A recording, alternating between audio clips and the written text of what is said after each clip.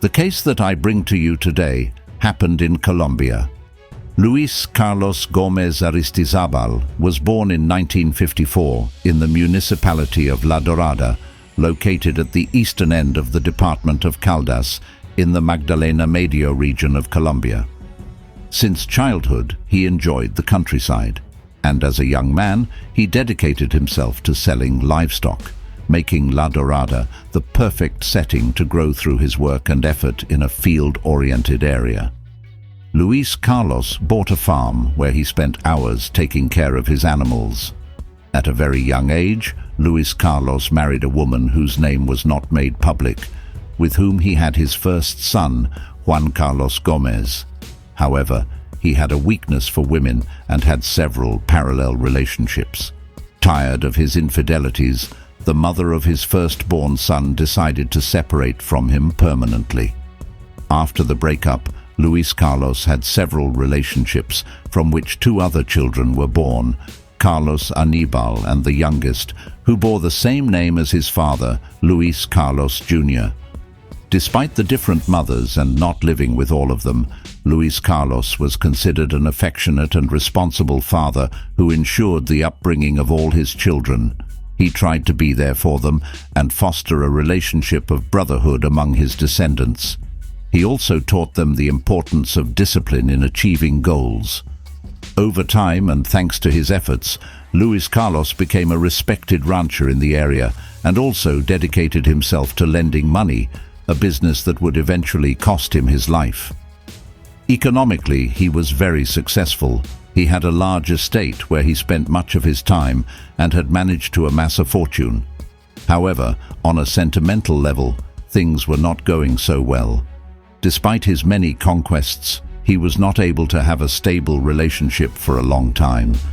This changed in 2010 when he was captivated by a 20-year-old brunette girl from Sincelejo, who had recently moved to La Dorada and worked in a cafeteria that he frequented.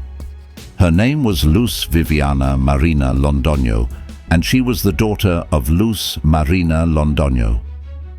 After finishing her secondary studies, Viviana moved with her mother to Caldas. At that time, 56-year-old Luis Carlos used his charm to win her over. He frequently visited the cafeteria where she worked and soon managed to conquer her heart, beginning a love relationship. Initially, Viviana's mother was unsure about the courtship because Luis Carlos was almost 3 times her daughter's age. However, she later accepted their relationship, seeing him as a responsible and mature man who offered love and protection to her daughter. On the other hand, Luis Carlos's children did not approve of the union, viewing Viviana as an opportunist interested only in their father's money and status. Despite his children's doubts, by 2011, the relationship between Viviana and Luis Carlos had solidified, and they decided to live together. A year later, in 2012, they had a beautiful baby girl whom they named Natalia. Luis Carlos felt happy with the arrival of the new family member, especially because at his age he had become a father again. Furthermore, she was his first daughter. The birth of his daughter changed his life. He then dedicated himself to enjoying every moment with his little girl and his wife. At that time, he lived off the prosperity of his businesses, primarily from livestock sales, and above all, from the money he lent, which generated significant profit for him. Because of that, he lived more comfortably. By 2015, everything seemed to be going very well in the home of Luis Carlos and Viviana, when, overnight, things took an unexpected turn. In the early morning of April 16th, the tranquility of the Pitalito neighborhood in La Dorada was interrupted when neighbors discovered a lifeless body inside the residence where Luis Carlos, Viviana, and their little girl lived. Immediately, the police received an emergency call, and the team from the Judicial and Criminal Investigation section of the Colombian police headed to the area. Around 1 in the morning, the agents, including Inspector Juan Jimenez, arrived at the house, whose main door was ajar. Upon entering the property, officials found a chilling scene. Right in the main room, on the bed, they found the lifeless body of Luis Carlos with multiple stab wounds to the neck. But the most shocking thing was that at the foot of the corpse was his little daughter Natalia, barely 2.5 years old. The little girl was alive and, although she did not have any physical injuries, she was covered in blood and had to be treated by the paramedics due to severe dehydration. She was then placed under family welfare care. After dealing with the minor's situation, the officers continued to inspect the scene. On the right side of the bed, they observed a knife soaked in blood, and under the furniture they found a fragment of a scalpel blade. Both items were seized as evidence and analyzed, as it was presumed that they were the weapons used to end the rancher's life. Likewise, the victim's body was taken to the morgue to perform the required autopsy. When interrogating the residents, one of them, Astrid Rodriguez, indicated that she had noticed strange things in that house, but never imagined it was a crime. She said that the last time she had seen the rancher with his partner and daughter was around noon on April 14th, 2 days before the body was found. After that, the neighbor noticed that the house door was ajar for the next few days, but the couple was nowhere to be found. What surprised the neighbors the most was that on repeated occasions, the girl went in and out of the house alone to ask for water. Being so young, she was not able to understand what was happening, and when they asked her about her parents, she only said that her mother was not at home and her father was asleep. The neighbor said that although they didn't notice it at first, they later realized that something bad was happening. So they decided to enter, and that was when they found the lifeless body of Luis Carlos. The department's homicide chief from Caldas, John Edison Espinoza, took on the case, located Juan Carlos, the eldest son of the rancher, and gave him the news of his father's death. In desperation, the man immediately headed to his father's house, hoping it was all a bad dream. But when he arrived at the residence and saw that it was cordoned off and full of police, he knew it was true. He had the difficult task of calling his 2 brothers, who lived in Bogotá, to give them the tragic news. At that time, the only thing the detectives knew was that according to the testimony of the neighbors, Luis Carlos's crime had occurred on the afternoon of April 14th. This meant that for the mother on the 16th, when the discovery of the body was reported, the girl had been living with her father's body for more than 30 hours. The authorities found themselves with several questions. Who could have had the cold blood to take the life of the rancher and then commit the atrocious act of leaving a young and defenseless girl next to his body, abandoned to her fate? In her innocence, she was unaware of what had happened to her father. Another unanswered question was related to the whereabouts of Viviana, the victim's wife, and the mother of the minor, who was not at home and could not be located either. They continued to search for witnesses and evidence at the scene to determine if anyone in the neighborhood had encountered the girl's father or had heard or seen a stranger enter the house that day. Everyone assured that the area was quiet and that they had not seen anyone unknown before the discovery.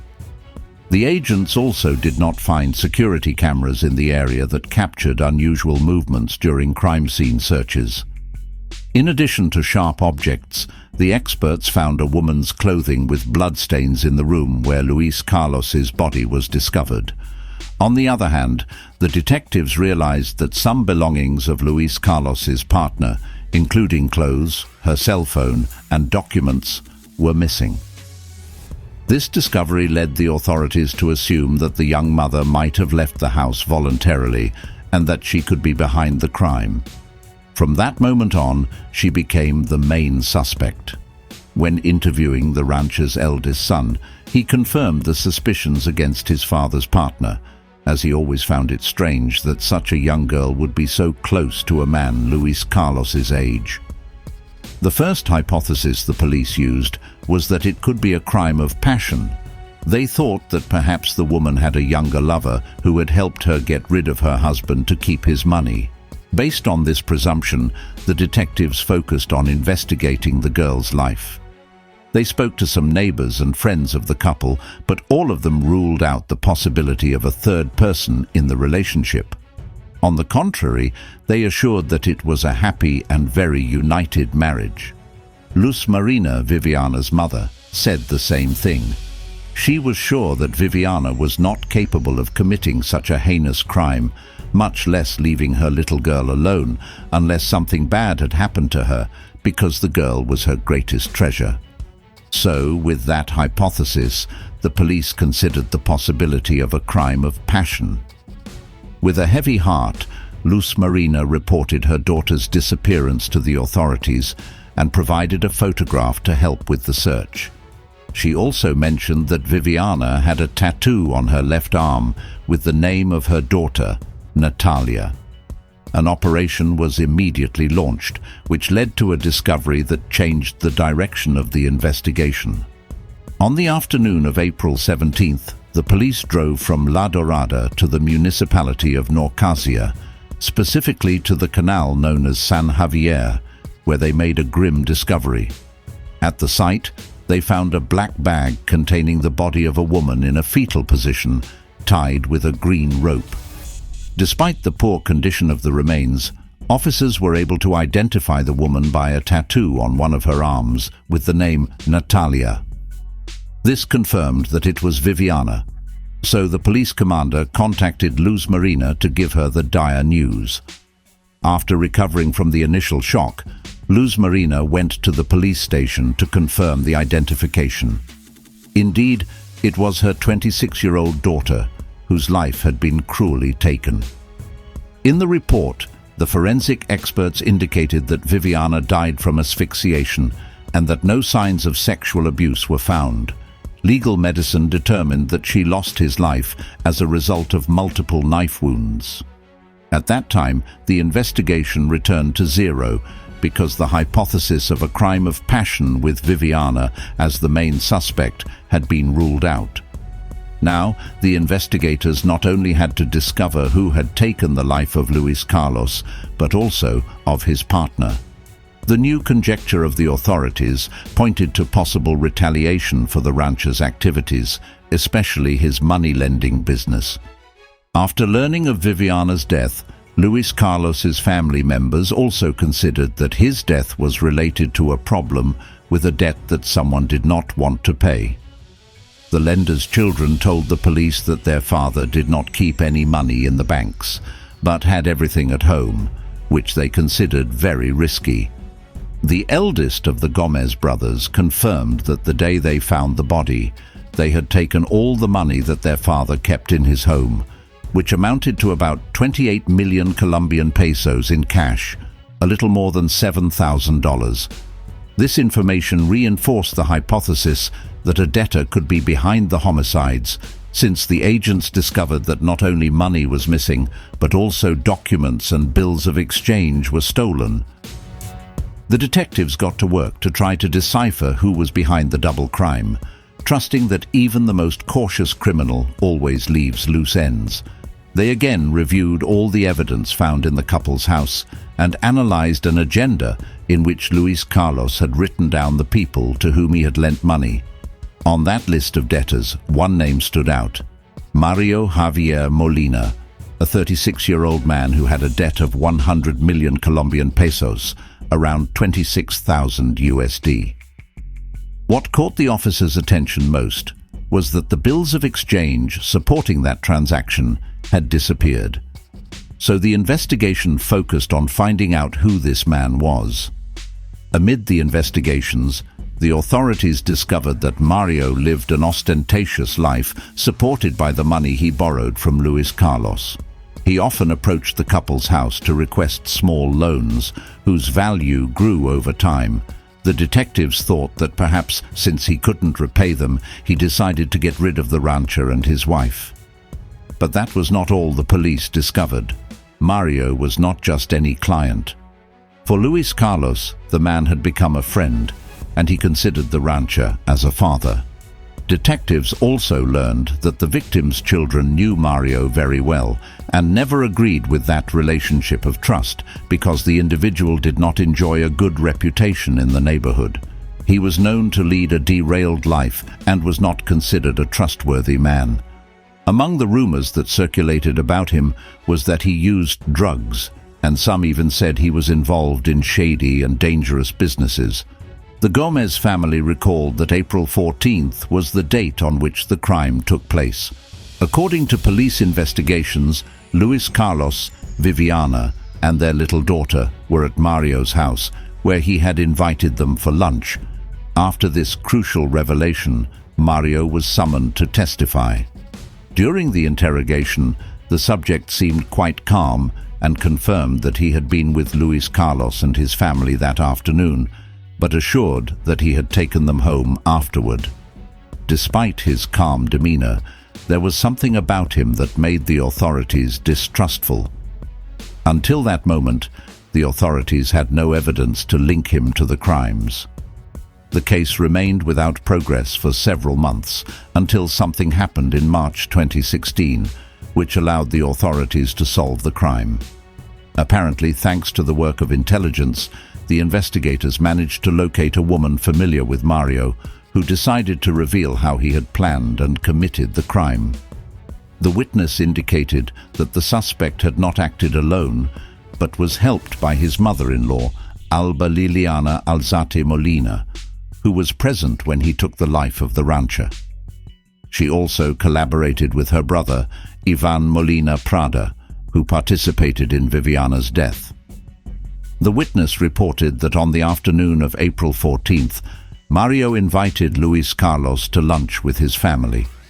Before the meal, he bought a drug that he mixed with the food that his guests were going to consume. His intention was to render the couple defenseless, allowing him to end their lives. With this testimony, along with the circumstances of time and place that placed Mario at the crime scene and the indications of an economic motivation, the 3rd Sectional Prosecutor's Office of Caldas requested an arrest warrant against the subject and his alleged accomplices before the court. They were all arrested on March 16th of that year in the streets of La Dorada and charged with aggravated homicide and qualified and aggravated robbery for the events that occurred on April 14, 2015. During the presentation hearing, none of the 3 accepted the charges. However, days later, after learning about the evidence against them, Mario's mother-in-law decided to break her silence and reveal all the macabre details of the crimes. She indicated that after the sedative given in the food took effect, her son-in-law forced her to accompany him to take Luis Carlos and the girl to his house. As for Viviana, they left her asleep at the Caldas City jail residence where Alba had been staying. She said that they placed the rancher on his bed next to the girl. Then Mario climbed on top of him and cut his neck with a scalpel. At that moment, the instrument broke, and the attacker ordered the woman to look for a knife in the kitchen. He then covered the victim's face and finished his task while little Natalia was sleeping at his side. After perpetrating the first crime, they returned to Mario's home where Viviana was still asleep and being watched by the 3rd person involved, Iván.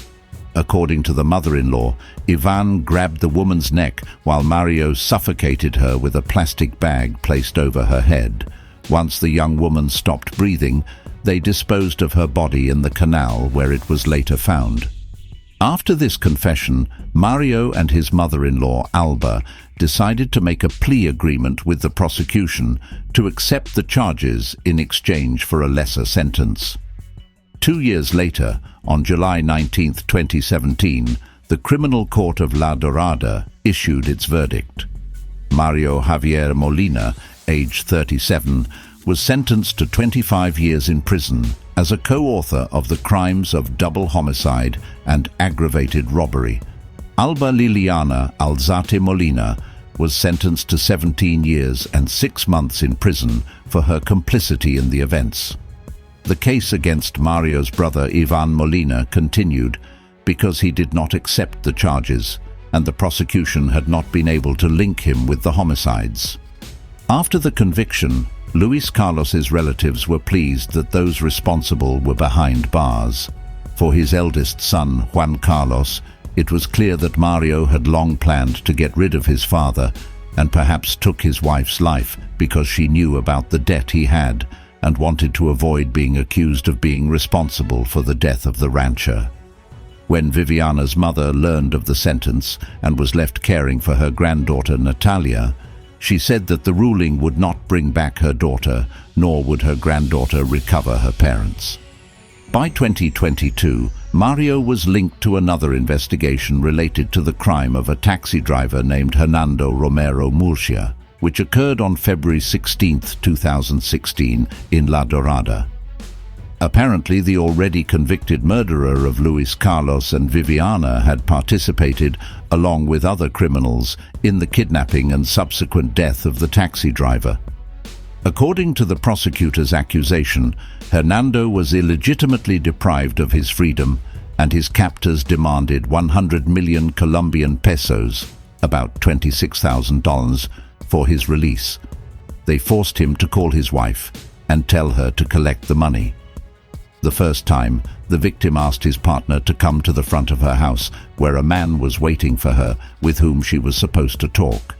He also told her that he was wounded and his head was bleeding. She refused to meet the man, who never took off his helmet and wore dark glasses. Minutes later, her husband called her again and insisted that she allow the kidnapper access, but again, she refused. Finally, the woman collected the money and jewelry she found, but when the suspect came out, he escaped on his motorcycle and desperately asked for help. That day, they found the taxi in Puerto Salgar. On February 13th, a subject called the wife of the driving school to demand payment of the requested sum, threatening to take Hernando's life if she did not comply. In another call, they lowered the figure to 50 million pesos, about $12,630. She asked for proof of her husband's survival. At night, she received another call instructing her to pick up a package in a park. After uncovering it, she found her husband's shoes and a finger from his right hand with a school ring. In another conversation, they told her to agree to hand over the money or they would send her afoot. In the last call, they warned her that they would end Hernando's life. Unfortunately, his body was found on February 17th with a gunshot wound to the head. Although no specific information was found about the crime for which Mario was accused, it was learned that one of the men who helped with the taxi driver's kidnapping was dead. Today, Alba and Mario continue serving their sentences. Regarding Iván, no information was found about his criminal process.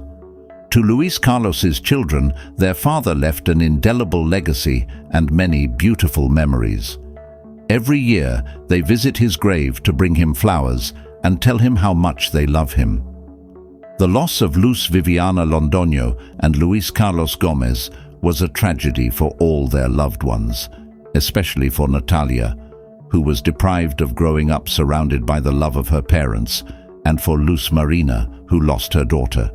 But amid her pain, grandmother and granddaughter became inseparable. Luz Marina takes care of raising the little girl who became her reason to live.